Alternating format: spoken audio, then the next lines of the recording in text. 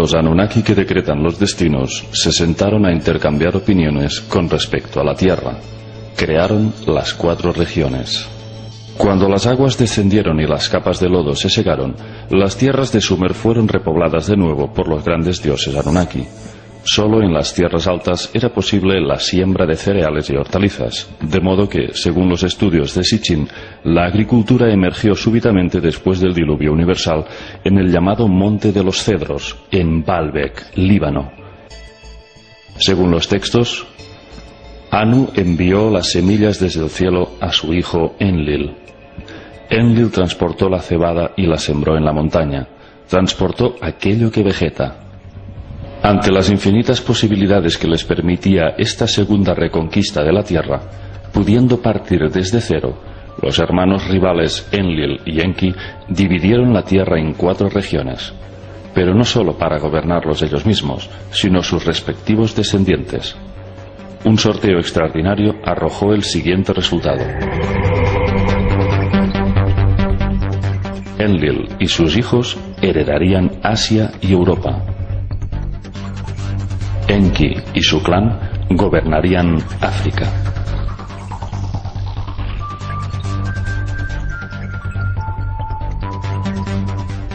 El hijo predilecto de Enlil fue Ninurta, su más admirado guerrero y legítimo heredero. Era el máximo gobernante de la ciudad de Nippur. Ninurta heredó las tierras de Elam, Persia y Asiria. Fue uno de los dioses que más esfuerzos invirtió para reconstruir los daños que había causado el diluvio. Ninurta fue quien, junto a su padre, introdujo la agricultura, expandiendo las primeras semillas del tubérculo, los cereales, el trigo, las uvas, etc. Y proporcionó la primera herramienta para trabajar la tierra, el arado. Pero fue Enki quien, viendo al hombre sufrir en los campos, quiso facilitar sus arados, introduciendo a los primeros animales de carga. Según los textos, Enki creó a las criaturas vivientes más grandes y los toros reemplazaron a las personas como tiradores del arado. Debido a que el diluvio había causado serios daños en los ríos Tigris y Éufrates, fue Ninurta quien construyó represas en las montañas, cavando nuevos canales para los ríos y haciendo drenar el exceso de aguas. Tales fueron los esfuerzos de Ninurta por reparar los daños y reconstruir al Nuevo Mundo, que los expertos encontraron un texto llamado Las hazañas y proezas de Ninurta, en donde se describe cómo el afamado dios, fruto de su exceso de movilidad, estrelló su aeronave contra las montañas, un pequeño accidente del que salió ileso. Durante miles de años, Ninurta fue venerado por la humanidad como el dios que nos había enseñado a labrar la tierra. Otro hijo de Enlil fue Nannar, o también llamado en acadio el dios luna Sin. Era representado como un anciano con cuernos y barba. Su símbolo era una luna creciente. Era el dios lunar masculino. Nannar fue un dios benévolo, que heredó Sumer y todas las tierras que se extendían hacia el oeste, hasta el Mediterráneo.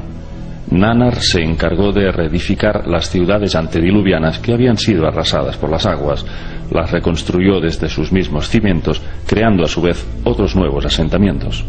Nannar tuvo 2 gemelos, Inanna y Utu, que tuvieron una gran repercusión en la llamada Guerra de los Dioses, que pronto se desataría entre los Anunnaki. Inanna, o en acadio, Ishtar, era la diosa del amor y la guerra.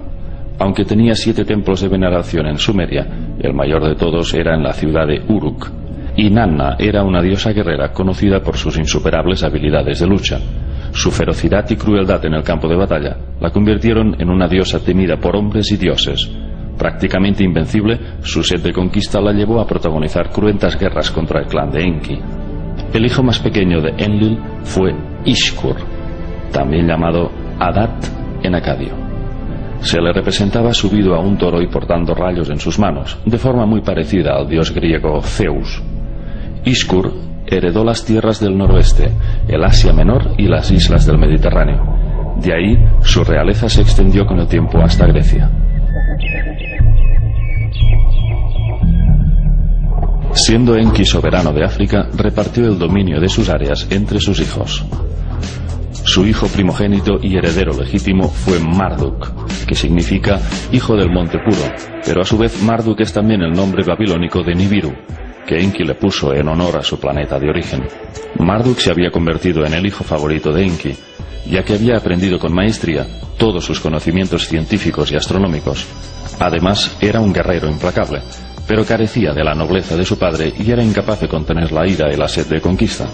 Sin embargo, esa actitud no impidió que Enki tuviera una relación de estrecha armonía y amistad con su hijo.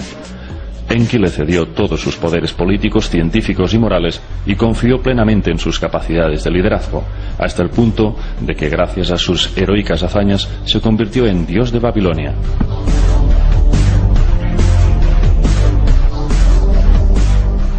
Marduk adquirió cada vez más poder, llegando con el tiempo a eclipsar incluso al mismísimo Enlil.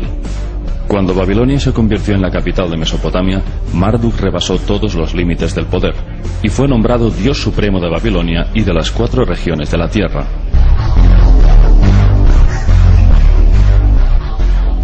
Según las interpretaciones de Sitchin, Marduk heredó las tierras del valle del Nilo, y podría muy bien ser que Marduk y Ra, el dios solar de Egipto, fuesen la misma entidad, así como Enki sería el dios egipcio Ptah, el padre de Ra. Según Sitchin, Enki o Ptah fundó y levantó Egipto alrededor del año 21.000 a.C.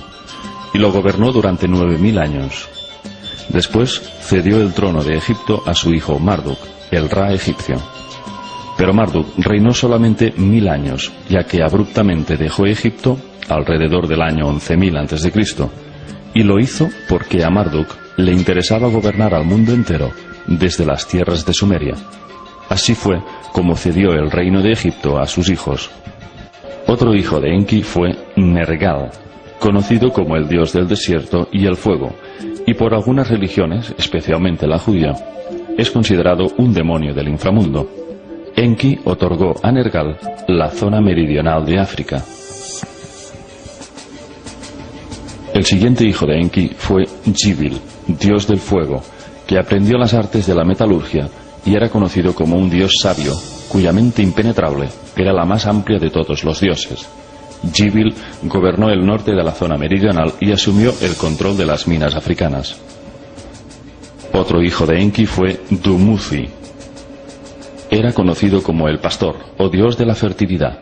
Dumuzi estuvo casado con la diosa Inanna y fue el 5º rey de la dinastía de Bat-Dibira. Dumuzi heredó la meseta de pastos del Sudán. La 4ª y última región que faltaba para repartirse entre los Anunnaki fue la ciudad de Tilmun, emplazada en la península del Sinaí. Un punto clave en el establecimiento Anunnaki y eje central de todas sus misiones terrestres. Tilmun significa tierra de los misiles. Era un gran puerto espacial de donde partían sus naves. Algunos expertos describen a Tilmun como una puerta estelar o una escalera al cielo, aunque también es definida como la zona sagrada o la morada de los dioses, por lo que se deduce que albergaba una tecnología espacial capaz de transportar a los dioses hacia otros mundos o a su propio planeta de origen, Nibiru. Todos los humanos que fueron escogidos para ascender hacia la morada de los dioses pasaron por Tilmun. En relatos bíblicos y sumerios se describe el ascenso a los cielos de Enoch en Merudanki, Adapa o hasta de Ziusudra. En todos ellos se describe un proceso parecido, y es que 2 seres divinos les acompañaron hacia el viaje estelar.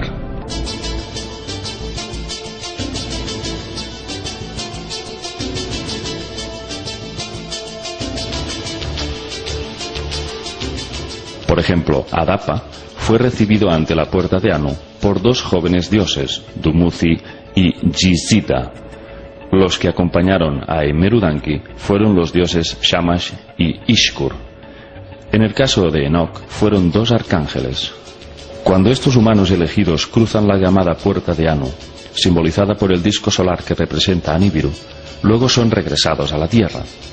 Pero estos humanos llegan ascendidos, iluminados por una instrucción celestial, convertidos no solo en científicos, sino en sumos sacerdotes y en progenitores de un largo linaje sacerdotal que sus hijos se encargarán de instaurar en la tierra.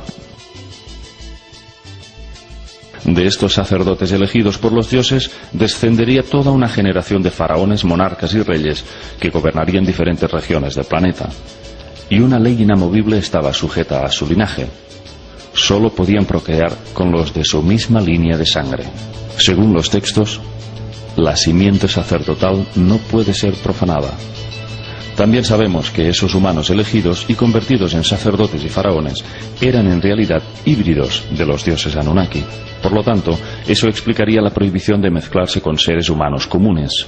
Entonces, cabe preguntarse ¿qué clase de genética contenía la sangre de estos elegidos? ¿Por qué los dioses crearon estos linajes de sangre híbrida para que gobernaran los pueblos de la tierra? El autor británico David Icke asegura que detrás de este linaje de híbridos se oculta un poder en la sombra que gobierna nuestro mundo a través de sociedades secretas que se remontan a la antigua Babilonia. Según él, estos híbridos pasaron a ser faraones en Egipto y de ahí emigraron hacia Europa, creando la actual realeza. Estos monarcas, según David Icke, poseen una genética reptiliana que les permite cambiar de forma. Los llama los reptilianos metamórficos y dice que adoptan forma humana para pasar desapercibidos ante nuestros ojos. Si David Icke tiene razón, ¿serían estos linajes procedentes de los Anunnaki utilizados como un sistema de control a través de una línea sanguínea que sirva a sus intereses de dominación? Y volviendo al punto del relato, los Anunnaki estaban ansiosos por conseguir el dominio de Tilmun. Pero para evitar conflictos de intereses y hacer un reparto justo, optaron por adjudicarle la ciudad a la medio hermana de Enlil y Enki, la diosa Ninhursag. Debido a que ella no participaba de las rivalidades de ambos hermanos, su actitud neutral de no posicionarse a favor de uno u otro y de su amplio sentido de justicia hizo que todos los Anunnaki aprobaran casi por unanimidad el cederle el control absoluto de Tilmun. Las tierras de Tilmun albergaban minas de las que los faraones egipcios extraían piedras preciosas, turquesas, lapislázuli, malaquita, cobre, etc., así como depósitos de agua subterránea bajo la superficie rocosa. La diosa egipcia Hathor era conocida como Señora del Sinaí y gobernaba aquellas minas de Tilmun. Hathor era representada con cuernos de vaca y la llamaban por el sobrenombre de la vaca. Según Sitchin, podemos establecer analogías entre la diosa Hathor y la propia Ninhursag. Si bien al principio, cuando llegaron a la Tierra, Ninhursag fue una bella joven, nombrada médico en jefe de los Anunnaki, que gobernaba el centro médico Shuruppak, ahora había envejecido y debido a su sobrepeso la llamaban la vaca y la simbolizaban con cuernos de vaca igual que la diosa egipcia. De manera que Sitchin postulaba que Ninhursag y Hathor eran la misma diosa. El diluvio universal tuvo consecuencias importantes sobre el ciclo de longevidad del ser humano. Ignoramos las razones, pero es indudable de que el proceso de envejecimiento se aceleró notablemente a partir del diluvio. En este gráfico podemos comprobar el linaje de descendientes de los hijos de Noé y la notable disminución de sus años de vida.